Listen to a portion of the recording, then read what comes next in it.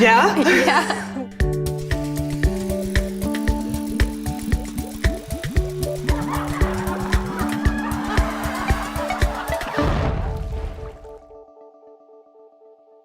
Art, the expression or application of human creative skill and imagination. That is how it is defined in the dictionary of my MacBook. You probably heard the term art therapy thrown around before, but today we're honing in on a new type of art therapy designed exclusively to focus in on positive emotions, personal control, and a sense of meaning. Now, you can get the down low on it here, but full disclosure, watching us test it out ourselves is going to be more entertaining. Plus, I have my own art therapist. Hey, how you doing? I'm good. How are you? I'm good. Great. Great. Welcome. Pamela is a registered and board certified art therapist with the American Art Therapy Association. So, can flexing your artistic muscles really make you happier? Let's find out. Once again, we brought in a selection of subjects. Now, first we gave them a test to measure their current level of happiness. Oh, you're not done yet. I hate to tell you that. No, there's more. Next, we asked them to write out a list of things in their life that made them feel happy or supported. Then we had them assign a color to themselves and to each of the things on their list. I'm just gonna write ladies. That works? Yeah. I don't think there's any misinterpreting that, yeah. It felt like the right time to rope them into doing something creative. So we traced a life-size outline of their body. Do I smell good? Fantastic. And told them to fill it in with the different colors, depending on where it resonated for them. We told them to put a circle in the center that represented themselves. Now, they hadn't realized it, but we'd put them in a reflective state of mind, and in order to complete the exercise, they had to really focus on how each person or thing contributed to their life. So what was that like for you? Oh, I loved it. I love art and I love to paint. I used to paint when I was a little girl with my grandma. Oh, you did? And I just love my grandma a lot, and she taught me how to paint. I noticed the first thing you put in there was the purple to represent, was that My mom? mom, yeah. She's like on the shoulder kind of area, I guess. And my mom actually, I remember when she used to rub my shoulders whenever I'd be sick as a kid. Out of all of these things, what are you most passionate about? Well, of course, my family. I have 7 children, and they're spread all over.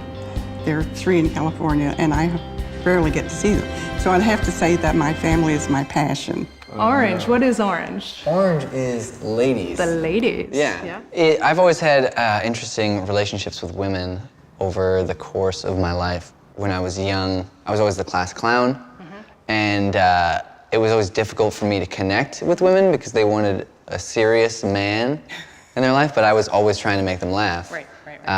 So they were always this unattainable presence in my life. Like I was never able to have a girlfriend when I was a kid, so I feel like that has always been like a hurdle that needs to be dealt with. Right. So when you look at me, you just see, wow, that man is very emotional and very passionate about a plethora of different things. I see a clear paint representation of my personality. First thing you put on here was your dad. My dad has always been the one that's there Yeah. my whole life. Yeah. I'm a daddy's girl, for sure. How's he there for you? Oh my gosh, I have to be careful what I say around him. Like, if I say, oh, I broke my pencil today, I'll have like 24 packs of pencils on my doorstep the next day. Every time I'm on the phone with my dad, present day, he's like, well, just in case I'm not around tomorrow. Like, he does stuff like that. Is that hard sometimes for you? When he's making a joke out of something so big? Yes, Yeah. but there's just like that.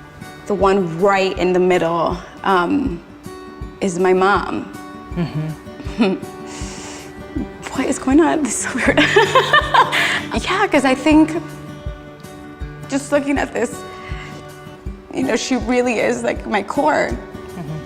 She's like the foundation upon which everything else has kind of been built upon. So she's been the example through that kind of guides me to even be able to assess where everything lies. So my mom, yeah.